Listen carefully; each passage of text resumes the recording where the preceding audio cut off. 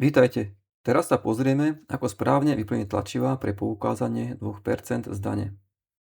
Do 15. februára požiadajte zamestnávateľa o vykonanie ročného zúčtovania dane. Tlačivo vám zvyčajne vystaví účtovníčka. Vyzerá takto a na druhej strane v oddieli 7 vyznačte krížik.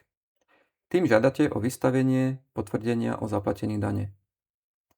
Túto žiadosť odovzdáte zamestnávateľovi alebo priamo účtovničke, ktorá vám vystaví potvrdenie o zaplatení dane z príjmov. Zamestnávateľ vám ho doručí bez zbytočného odkladu. Potvrdenie o zaplatení dane z príjmov vyzerá takto a dostanete ho vyplnené.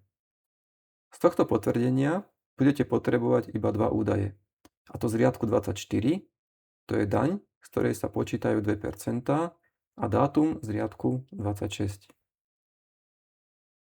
Vyhlásenie o poukázaní podielu zaplatenej dane v tejto predvyplnenej podobe, kde sú už vypísané údaje občianskeho združenia, nájdete v popise tohto videa. Poďme si ale spoločne vyplniť toto tlačivo. Do riadku 1 vyplňte svoje rodné číslo. Riadok 2 vyplňovať nemusíte. Tu sa uvádza rok za zdaňovacie obdobie, za ktoré sa platí daň, čiže ak poukazujete 2% v roku 2026, tak platíte daň za rok 2025, čiže zapíšete 2025.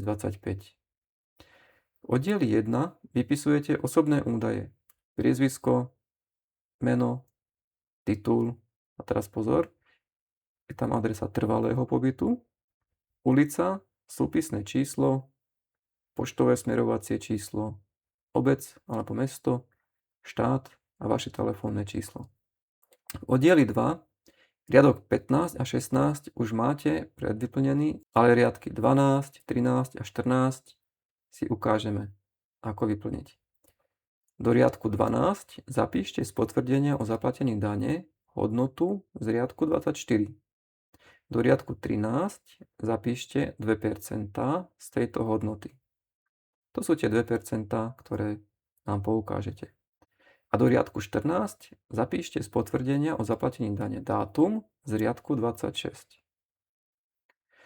Od roku 2026 môžete poukázať 2% z dane aj svojim rodičom, ak sú už dôchodcovia.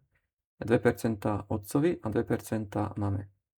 Pokiaľ tak chcete učiniť, v oddieli 3 zadajte rodné číslo, priezvisko a meno otca aj mamy.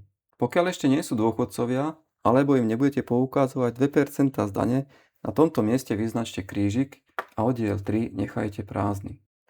Nezabudnite na svoj podpis a dátum, kedy tlačivo odovzdávate na daňový úrad.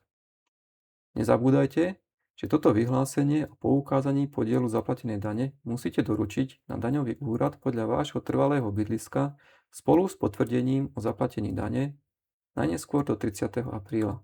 Dovoľte mi znova poďakovať za vašu spoluprácu a pomoc, ktorou ste nás podporili počas celého roka aj 2% z vašich daní. Prajem vám do života veľa spokojnosti a šťastia.